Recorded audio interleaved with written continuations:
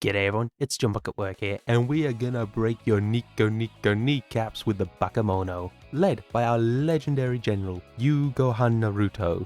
We will summon demonic Oni to help us convert Elysium into a hellish weeb club, and the only thing that can stop us is ourselves. Now Bakemono are a race of 4 goblin-like creatures who are enslaved into becoming weeaboos by various Oni. We now serve them and call upon their aid by offering sacrifices. The lives of our sacrifices are spent like Twitch bits to their Oshis, hope to not get donor walled, otherwise they will just kill us. But before that, we're gonna have to find some sacrifices in the first place. We take our army and nab an early village before getting ambushed in an abandoned mine.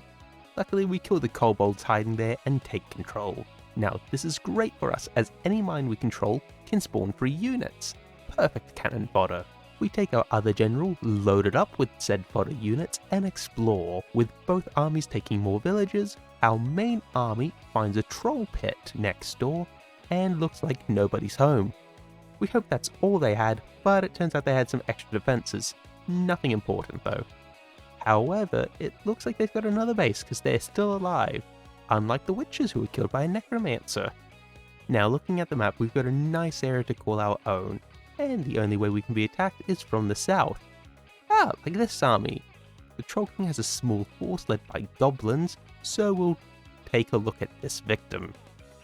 We attack with arrows and lightning raining down, and they die quick. Oh, and that's the last army. Looks like the king was already dead. With that said and done, we add more units to our second army, both paid and free, then send them into the nearby pirate port, Dragonwharf. I also think it's about time to start spending those sacrifices. We spend 20 and get a Tengu. Now the siege on Dragonwharf is going to begin.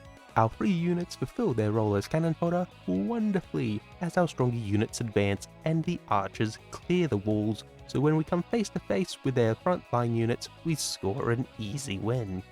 To celebrate, we kill a merchant because they're kind of annoying, and continue our search for more resources. Oh, and as we do, it looks like Scourge Lords and Pale Ones have died.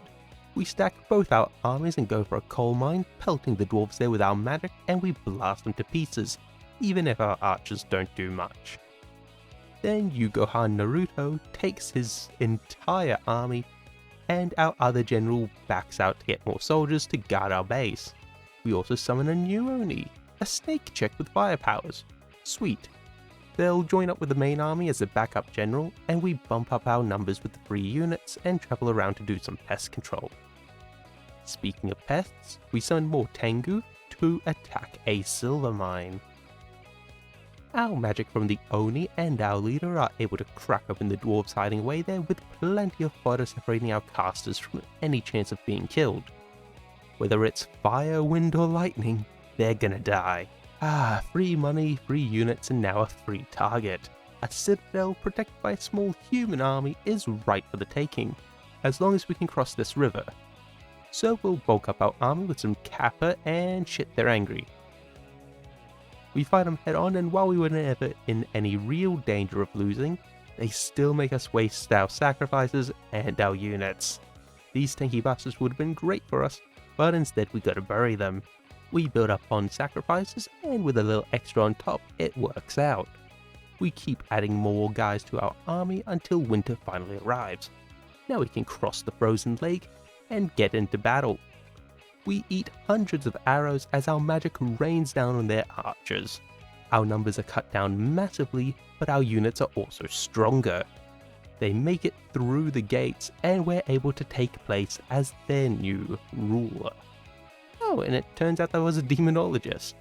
And there's going to be a weird fog for a little bit, but that doesn't matter much. We start rebuilding our army in the Citadel and introduce ourselves to the locals, converting them into something new.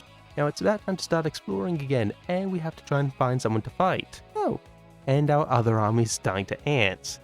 I really forgot how weak these dudes are, but to be honest, not much is lost.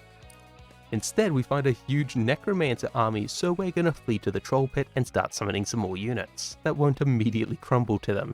We step up, but they run away, which gives us a chance to death stack up, and oh my, isn't it glorious. This is what an army looks like. we'll send that general off for more troops, and no, he's dead. And the necromancer wants more. They think they can take us, but this is a huge battle and I can't be too sure how this is going to turn out. We fire volleys of spells and arrows, but the necromancer spreads fear and adds more undead to his army as the battle goes on. However, our caps are holding out strong, and his lack of ranged units is letting us pepper his entire army with shots, dealing some pretty good damage. Though the fear is taking effect on some of our frontline troops as they flee, but we're still doing pretty good. Most of the army is put down, and our superior numbers are letting us pick off more and more until we kill the necromancer himself. And with that, the summons are gonna slow down, and we clean them up, putting an end to this battle by slaying the final Death Knight.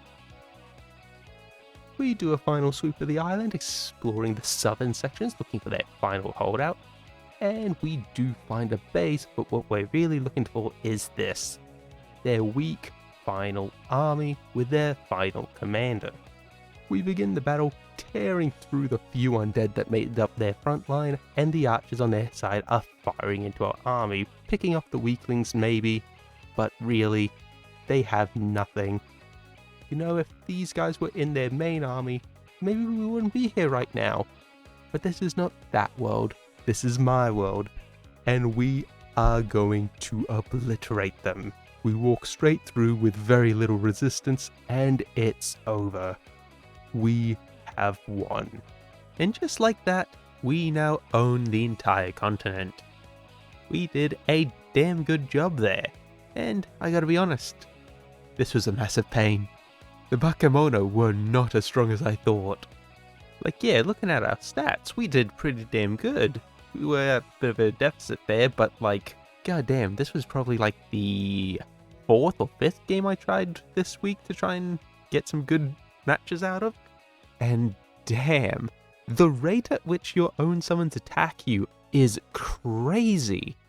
I've legitimately given these guys like 20 something extra sacrifices and still had them turn on me and wipe out my entire army, so it's really high risk. But hey, we managed to curb stomp them this time, so it's a cause for celebration.